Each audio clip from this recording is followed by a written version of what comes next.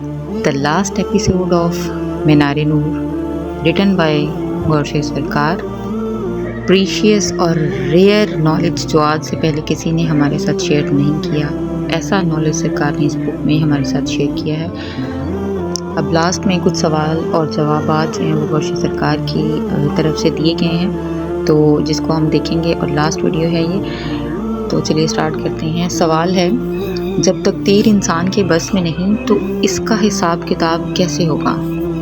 जवाब में सरकार फरमाते हैं, तकदीर दो किस्म की होती है, एक तकदीर अज़ल और एक तकदीर मुअल्लक है। जबकि एक शख्स की अज़ली तकदीर में लिख दिया गया है कि उसकी औलाद नहीं होगी या काफिर ही मरेगा, ऐसे आदमी के लिए तकदीर मुअल्लक काम ना आ सकेगी।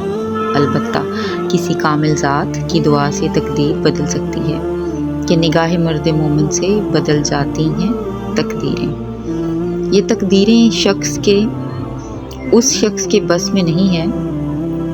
एक शख्स के मुकद्दर में अज़ल से लिख दिया गया है कि उसके 4 बच्चे हों या मोमिन बनेगा, उस वक्त तकदीर मुअल्लक उसके काम आ सकेगी, यानी शादी करेगा तो बच्चे होंगे, वरना अज़ल में लिखा रह जाएगा या कोई वसीला पकड़ेगा तो मोमिन बनेगा। ये तकदीर मुअल्लक उसके इख्तियार में है और इसका हिसाब किताब होगा। मखदूम जहानिया से किसी ने पूछा, जब रिज़्क मुकद्दर में लिख दिया गया तो उसके लिए घूमना फिरना कैसा? जवाब दिया कि रिज़्क के लिए घूमना फिरना भी मुकद्दर में लिख दिया गया है। नेक्स्ट क्वेश्चन, माँ के पाँव तले जन्नत है, क्या हकूकुल्लाह छोड़कर सिर्फ माँ की खिदमत से जन्नत मिल सकती है? जवाब, सबसे पहले अल्लाह रसूल का हुक्म मुकद्दम है, फिर वालिदैन का और फिर हकूकुल इबाद। अल्लाह रसूल का हुक्म है, दाढ़ी रखो, नमाज पढ़ो, ज़िक्र के हलकों में बैठो। अगर वालिदैन या हकूकुल इबाद इसमें रुकावट बनते हैं तो उन्हें तर्क भी किया जा सकता है। जबकि सहाबा कराम के वालिदैन इन्हें इस्लाम लाने से रोकते थे, लेकिन उन्होंने अल्लाह रसूल के लिए सबको छोड़ दिया। अल्लाह का हुक्म है, दाढ़ी रखो। माँ रोकती है, लेकिन दाढ़ी रखने से गुनाहगार ना होगा। अल्लाह का हुक्म है, दाढ़ी रखो, माँ भी हुक्म देती है, दाढ़ी रखो। अब दाढ़ी ना रखने से दोहरा गुनाहगार होगा, यानी एक अल्लाह के हुक्म की, दूसरी माँ के हुक्म की नाफरमानी करी। माँ के पाँव तले जन्नत है, ये फ़िक्रा आदम अलैहिस्सलाम के ज़माने से ही बोला जाता था।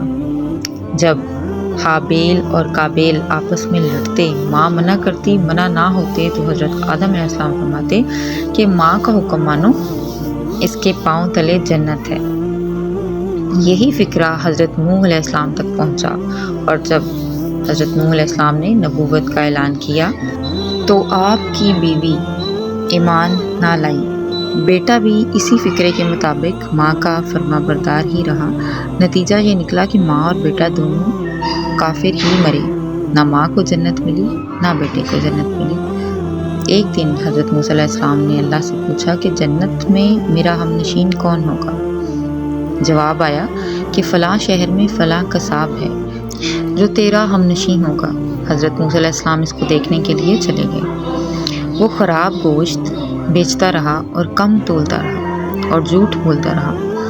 हज़रत मूसा अलैहिस्सलाम ने सोचा, ऐसा शख्स मेरे हमनशीन कैसे हो सकता है? शायद कोई और हो। वापस जाने लगे तो हज़रत इब्राहीम अलैहिस्सलाम आ गए और कहने लगे कि यही शख्स है। अब शाम हो गई तो वो घर जाने लगा। हज़रत मूसा अलैहिस्सलाम ने कहा, मैं एक मुसाफिर हूँ, एक रात तुम्हारे यहाँ क़याम करना चाहता हूँ। वो शख्स हज़रत मूसा अलैहिस्सलाम को घर ले गया।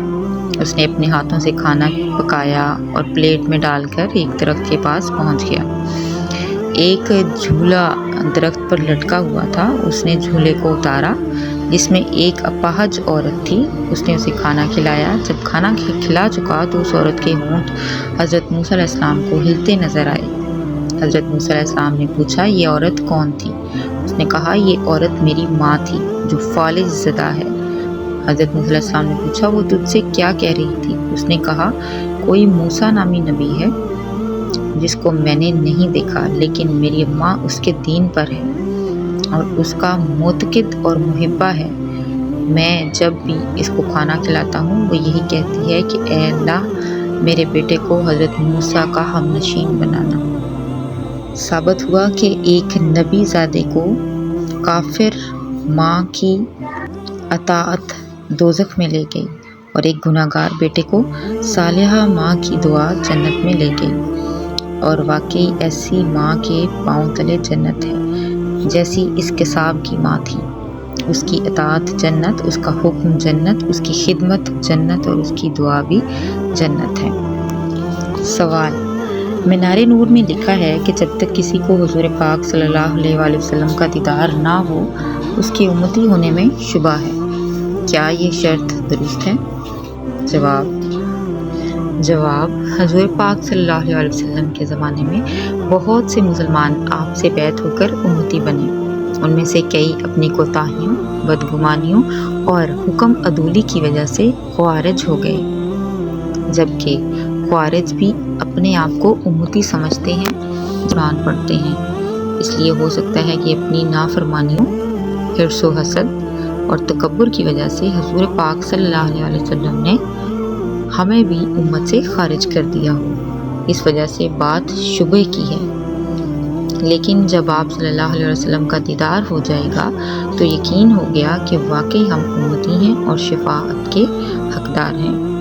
حدیث میں ہے، جھوٹے میرے امتی نہیں، اور ہم تو جھوٹ سے بھی بڑے بڑے کارنامے کر جاتے ہیں۔ اللہ رحم کرے، جن لوگوں کو حضور پاک صلی اللہ علیہ وسلم نے بیعت کیا تھا وہ صرف اقرار زبان تک رہے، تصدیق قلب تک نہ پہنچے، ان میں اکثر خوارج اور منافق ہو گئے، اور جو آپ کی صحبت و محبت سے تصدیق قلب تک پہنچ گئے وہ صحابی رسول یعنی اصل امتی کہلائے، اور جن کو آپ صلی اللہ علیہ وسلم نے پردے کے بعد بیعت کیا وہ بھی داخل امتی ہو گئے، اور جن کو بیعت کے بعد مرتبہ ارشاد ملا وہ ولی بن گئے، جیسا کہ حضرت سخی سلطان باہو رحمۃ اللہ علیہ فرماتے ہیں کہ دست بیعت کر دمارا مصطفیٰ، اور پھر جب کوئی ولی سے وابستہ ہو کر فیض یافتہ ہوا وہ بھی امتی ہو گیا،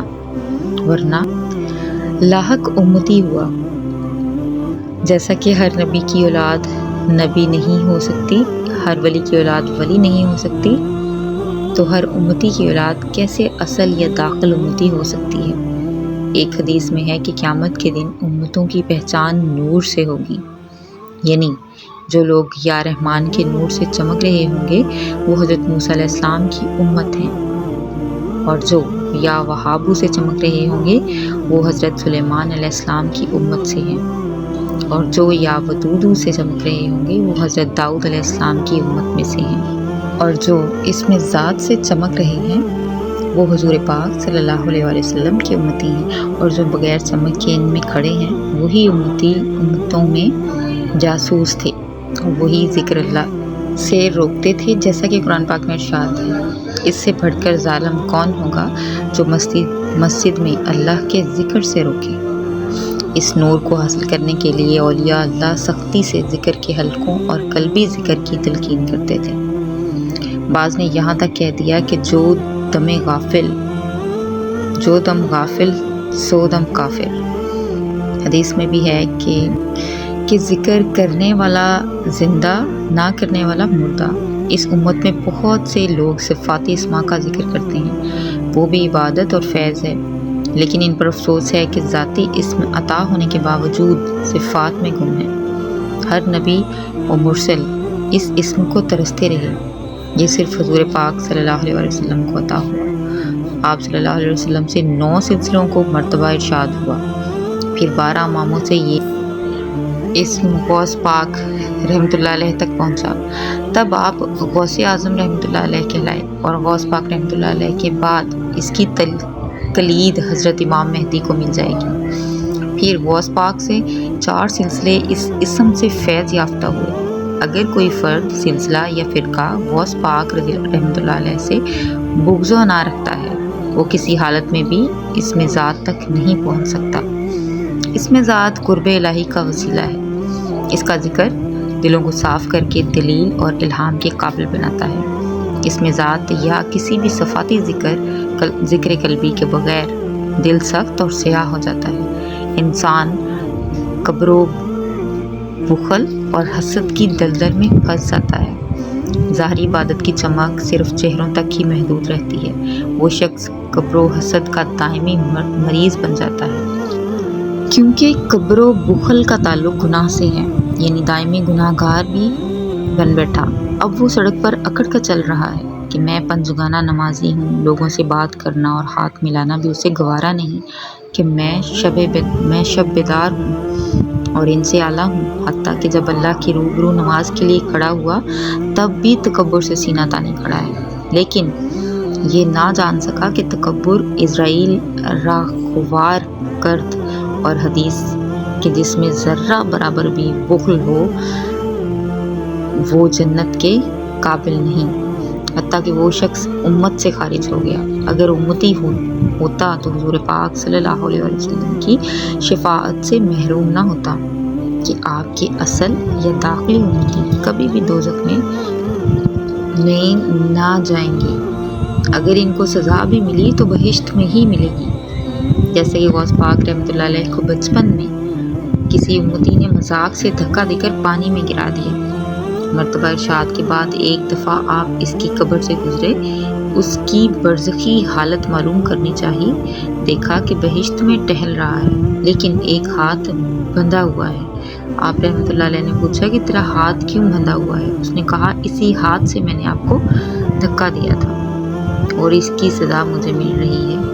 اگر میرے اندر اس میں اللہ کا نور نہ ہوتا تو یہ سزا مجھے دوزخ میں ملتی۔ آپ نے اسے معاف کیا اور اس کا ہاتھ کھل گیا۔ سوال: کچھ لوگ ذکر الہی کے بعد صلی اللہ علیہ یا محمد پڑھتے ہیں، یا محمد صلی اللہ علیہ وسلم کے بعد کوئی تعظیماً لفظ کیوں نہیں پڑھتے، جیسا کہ محمد رسول اللہ صلی اللہ علیہ وسلم؟ جواب: حضرت ابو بکر بن مجاہد رحمۃ اللہ علیہ نے خواب میں دیکھا کہ نبی رحمت دو عالم صلی اللہ علیہ وسلم نے حضرت شبلی کی آنکھوں کے درمیان بوسہ دیا، اور اس کی شفقت کی وجہ یہ بتائی کہ حضرت شبلی نماز کے بعد سورہ توبہ کی آخری 2 آیتیں پڑھ کر 3 مرتبہ صلی اللہ علیہ یا محمد پڑھتے تھے۔ سلسلہ چشتیہ کا افضل درود شریف ہی یہی ہے۔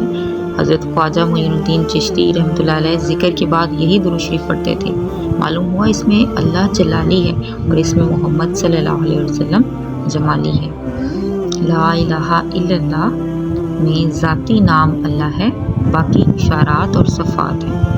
محمد رسول اللہ صلی اللہ علیہ وسلم میں ذاتی نام محمد صلی اللہ علیہ وسلم ہے، جس کا کچھ لوگ ضربوں سے ذکر کرتے ہیں۔ محمد رسول اللہ یا درود ابراہیمی ضربوں سے نہیں ہو سکتا، لیکن صلی اللہ علیہ یا رسول ضرب سے ہو سکتا ہے، مگر اس کا فیض صفاتی ہے، اور جو لوگ اللہ کے ذاتی اسم سے فیض حاصل کرتے ہیں وہ سرکار دو عالم کے بھی ذاتی اسم سے فیض حاصل کرنے کی کوشش کرتے ہیں، اور اس میں محمد صلی اللہ علیہ وآلہ وسلم کی ضرب سینے پر لگاتے ہیں اور جماتے ہیں۔ صلی اللہ علیہ یا محمد کرتے وقت سانس اندر کی طرف کھینچتے ہیں، یعنی صلی اللہ علیہ سے سینے کی صفائی کرتے ہیں، اور پھر لفظ محمد صلی اللہ علیہ وسلم سینے پر جماتے ہیں۔ میم قلب پر، ہا سری پر، میم خفی پر اور دال روح پر ختم کرتے ہیں، کیونکہ اس کو نقش کرنے میں دیر لگتی ہے، اسی وجہ سے اس میں محمد صلی اللہ علیہ وسلم کو بعد میں پڑھا جاتا ہے۔ کچھ لوگ کشف کے لیے اس میں جمال کی ضربیں لگاتے ہیں، جیسا کہ حضرت شیخ بہاؤالدین مشوری رحمۃ اللہ علیہ نے فرمایا کہ کشف ارواح کا ایک طریقہ یہ ہے کہ یا احمد داہنی طرف اور یا محمد صلی اللہ علیہ وسلم بائیں طرف پڑھیں، پھر دل میں یا رسول اللہ کی ضرب لگائے۔ ثابت ہوا ذاتی فیض کی خاطر ضربوں اور سینے پر نقش کے لیے یہ درود شریف بہتر ہے، لیکن تسبیح یا درود وظائف کے لیے درود ابراہیمی بہتر ہے۔ مینار نور۔ آج ہم نے مینار نور بک کا اختتام کیا ہے۔ دعا کرتی ہوں کہ سرکار ہمیں اس کتاب سے علم حاصل اور فیض حاصل کرنے کی توفیق عطا فرمائے، اور ہم اسی طرح سے سرکار کی باتوں کو، سرکار کی تعلیم کو، دل والوں کی تعلیم کو دل والوں تک، مستحق لوگوں تک پہنچاتے رہیں۔ آمین ثم آمین۔ گوھر شاہی مرحبا۔